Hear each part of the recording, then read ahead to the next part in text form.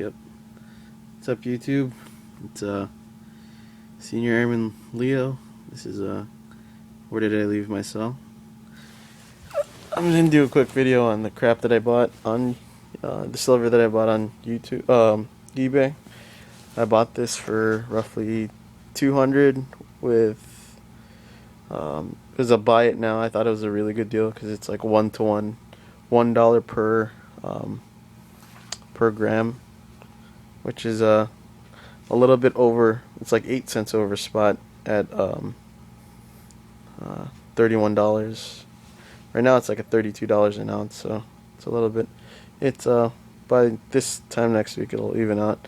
But yeah, what I got was this biggest piece here. It's sterling silver.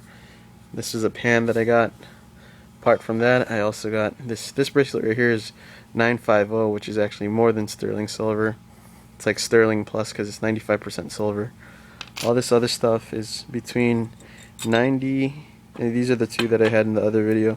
I got two new melted ones here, and just random findings, and then big time bracelet here. I think for the most part it's stamped here. I don't know if you can see it, but it says Mexico 925. Mexican silver is usually between 85 and 90%. Random Mexican style earrings. These ones are truly sterling silver. This is the salt and pepper pair.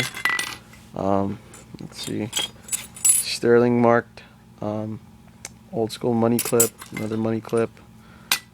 This I'm actually might hold on to just because it looks cool. This is like already an ingot, or it's like a very flat bar bullion. It's stamped with some kind of hallmark. It's like a heart with something written inside. I'm not really sure. I'll have to use my loop to look inside. This is really cool. It's almost like a nautical cross. If you had like the smiley face on the bottom, it'd look like an anchor. But yeah, this is I guess what I'd call a nautical cross because of the rope. It just looks like something, sailor style or sailing style cross. Let's see, we got these. I already showed you that. This. We got these also, which is I think it used to have like onyx, a stone. It's not marked, but it's acid tested. You can see there. Tomorrow or sometime tonight, I'm gonna torch these. I already got the final weight. I've tested most of them for the magnetism, if they attract, and they all seem legit. So this is the only one that I'm kind of nervous about, just because it's firm, it's super shiny, and I think I'm looking at a little bit of rust on the inside, but that could just be dirt. So this is the one that I'm going to probably melt down, along with the smaller ones tonight, just to make sure that it's legit. So I may do a video on the ones that I melt, but I don't know, we'll see. The last time I made a video, DSardy1 was commenting on like, what's the point? And so with that, it's like, the reason why you melt this down is if you ever refined it with the nitric acid, and what you do is you take nitric acid and you drop some silver into it, and it'll eventually dissolve all the base metals, and as well as the silver.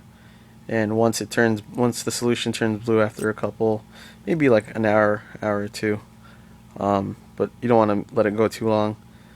You dilute it with water, like maybe half a cup of water, and then you stick a copper pipe inside, and you'll form silver nitrate crystals, which you can then, the crystals will collect, and I guess that's what you call the cement. And once all that forms, you filter that out, and once you filter that out, it whatever powder that dries up, you can actually melt down in a crucible, and that's where that step came in that video response for DSardy1. So I'll do a more in-depth video on that later on, but essentially what you want to do is just Take that powder, put it in a crucible that's lined with borax or some the glazing flux, and put the cement inside. And once it melts down, you just let it cool on slightly so it's firm, and you drizzle more borax to prevent oxidation.